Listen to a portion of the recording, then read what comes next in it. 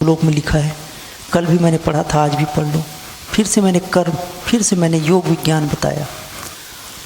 तो योग प्रदीपिका बताती है कि जो व्यक्ति सूर्योदय के समय और सूर्यास्त के समय श्वास को रोकने का अभ्यास करेगा मात्र 10 मिनट, तो वह व्यक्ति निरोग हो जाएगा। और अगर उसने 6 साल कर लिया या 6 महीने कर लिया तो दूसरों के रोग ठीक कर देगा। श्वास रोककर भगवान नाम का जप अगर करता है, गुरु के दिए मंत्र को, भगवान के नाम को जपता है, निश्चित ही वह उनको देखकर लोग प्रसन्न होंगे, उनको देखकर अपनी इच्छाएं पूरी करने लग जाएंगे। दूसरों की इच्छा पूरी होगी उस व्यक्ति को देखकर, कोई उनसे प्रार्थना करे।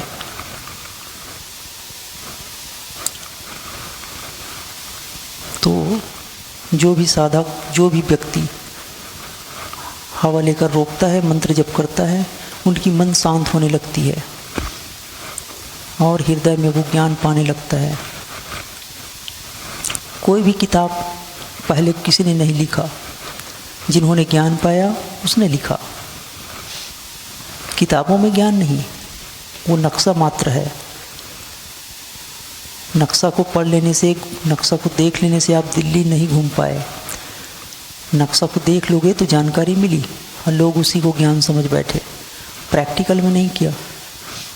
प्रैक्टिकल में जो सच में अभ्यास करेगा, नाम जप करेगा, उनकी सांस रुकने लगती है। जो नाम जप करेगा तो सांस रुकेगी, स्थिर होने लगता है शरीर।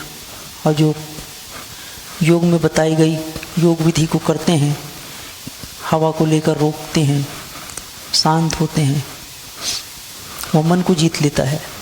चाहे आप नाम जप करो, चाहे आप हवा रोको, आपकी मन रुक जाएगी। और जिसके मन स्थिर हो गए, प्राण रुक जाएगा और आप योगी हो जाओगे।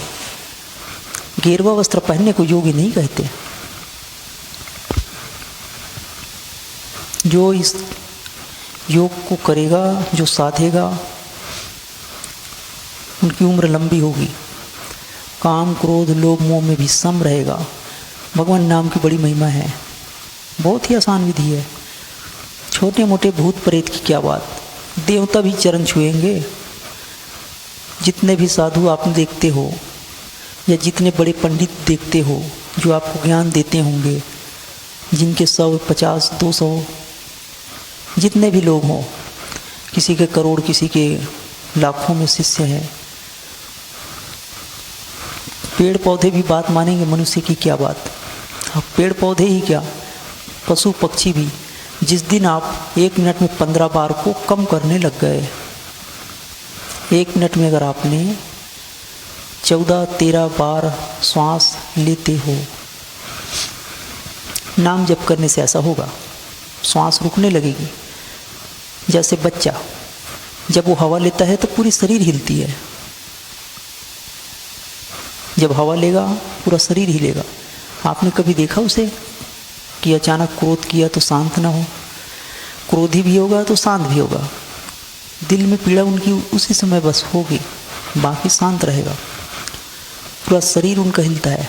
और हम जैसे जैसे बड़े होते गए उथली सांस लेते हैं, छोड़ते लंबी है, लेते बड़ी उथली है। शरीर के अंदर कहाँ सांस गई पता ही नहीं चला। पेट बस हिलता है, या तो छाती तक बस, और अधिक हुआ तो गले तक। 3 जगह हमें पता चलती है। वो प्राण पूरे शरीर में फैला हुआ है। 5 प्राण होते हैं, हमें कभी पता ही नहीं चला। हम तो सिर्फ हवा समझ बैठे हैं। प्राण अपान उदान व्यान समान, हवा का ही रूप है, लेकिन हम समझ ही नहीं पा रहे कि वो 5 प्राण कहाँ गया, कैसे हुआ। शरीर पड़ी रहती है, शरीर से निकल जाता है तो कौन, कोई बोलता है मर गया, तो क्या मरा, शरीर तो पड़ी है। तो जो व्यक्ति भगवान नाम जप करेगा, उनके साथ ये श्वास की गति नियंत्रण होने लगती है।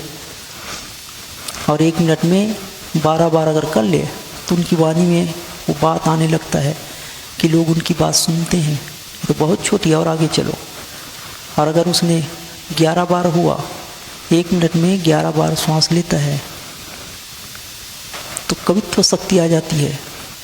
10 बार हो तो उनसे लोग सब बातें मानने लगते हैं। 9 बार हो तो पशु पक्षी भी बातें मानने लगते हैं। आपने देखा होगा कभी योगी दूसरों की बीमारी ठीक कर देता है, छूने की मात्रा से, सामने बिठाकर हवा लेके, राख मतलब गोबर के कंडे को जला के। छत्तीसगढ़ में ऐसा होता है, हवा को धीरे धीरे छोड़ता है वो।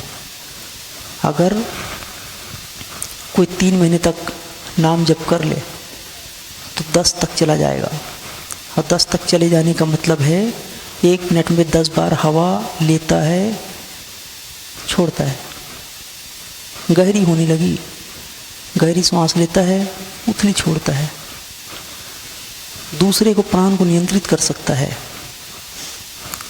जो व्यक्ति मन नाम जपी है, भगवान का नाम को जप करता है, दूसरे की बीमारी दूर होने लगती है। और कोई 6 महीना कर ले तब वो सिद्धि आ जाएगी। 7 से 8 बार ही श्वास लेगा वो 1 मिनट में। नाम जप करना बस है। आपका प्राण जीतने लगोगे, प्राणायाम होने लगेगा स्वतः, बगैर प्रयास का। हाथ कहीं खड़ा है, आँख कहीं टिकी है, अपने आप बैठे हो तो बैठे रह जाओगे, मतलब आनंद में रहोगे। नियंत्रण रहेगा आपके मन बुद्धि पे, इंद्रियां आपके वश में हो जाएंगी। और अगर आपकी इंद्रियां वश में हो गई तो कामी, क्रोधी, लालची सबको आप बदलने में समर्थ हो। जैसे कि बालिया डाकू उस साधु के बातों से वो मानने लग गया, तो साधु ने उसे सिर्फ नाम पढ़ा था और उस नाम के प्रभाव से बालिया डाकू को भी परिवर्तित कर दिया, जिन्होंने नाम जप किया था। धीरे धीरे करके अगर 1 मिनट में और कम हो जाए, 1 से 2 बार हो, तो फिर तो अपनी प्राण को दूसरे में संचालित कर सकता है। कभी सुना होगा कि मुर्दा भी जीवित हो जाए? कबीरदास जी ने ऐसा किया। नाम जप इतने ज़्यादा हो गए उनकी, 13 करोड़ बार। तो आप देर ना करना, योग रहस्य है ये, लेकिन मैंने उसे बड़े सरल शब्दों में आपको समझा दिया हूँ। सिर्फ सुन लेने से आपका काम ना बनेगा, जीवन बीती जा रही है। आप ऐसा करो कि नाम जप करो, हवा लेके रोक के ऐसा किया करो आप। जितना जितना आप गहरे में उतरोगे, और भी आगे बहुत कुछ है। 3 घंटा, कोई घंटे भर कोई रोक ले, अगर नया सृष्टि का निर्माण कर सकता है। मैं कोई अलग बात नहीं बता रहा, आपके धर्म ग्रंथों में लिखा है परशुराम ने नया सृष्टि बना रखा था। अब आप कहेंगे वो तो भगवान था, तो आप कौन से शैतान हो? आप भी तो भगवान के ही बच्चे हो। ममय वांसु जीव लोके सर्वभूते सनातना, सनातन अंश है मेरे हर जीव। तो पीड़ा क्यों है फिर? पीड़ा इसलिए है कि आप खाने में, देखने में, सूंघने में और ऐसे ऐसे वस्तु खा रखा। हमसे भले तो बच्चे हैं जिनकी पूरी शरीर हिलती है, बस जीवा के स्वाद में ही तो जीव जंतु को खाया हमने, और कुछ तो नहीं। रोटी तो आप उतना ही खाते हो, सब्जी भी उतना ही खाओगे, पर टेस्ट चाहिए आपको जीव जंतु को जो खाया। यही तो पाप हुआ। पाप का मतलब है कि हमने अपने परमात्मा से पीछे हट गए। पा यानी पहले, पाप जो पहले था उससे हम पीछे हट रहे हैं। पहले आनंदित थे, आई है तो बीमारी। पहले हम ठीक थे, जैसे बच्चे थे, आ गया तो बीमारी। इतने मोटे हो गए हैं, इतने बैंक बैलेंस से चर्बी है। ऐसा भी हमने क्या खा रखा? खाने में, देखने में, सूंघने में, चखने में उलझे रहे। बीड़ी सिगरेट छुप छुप के पी रहा, कितने बार मना करोगे फिर भी। उनको ऐसा लगता है कि भाई इसी जीवन में हम मज़ा ले लें, तो इसी जीवन में मज़ा ले लोगे तो अगले जीवन जो चीज़ तुमने किया है वही होगा ना। कोई और थोड़ी तुम्हें नरक में भेजता है, हमारे ही कर्म तो लेके जाता है।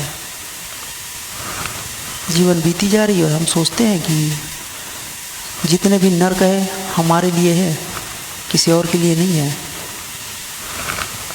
हमने खुद गड्ढा खोदा, ऐसे कर्म जो किए कि हम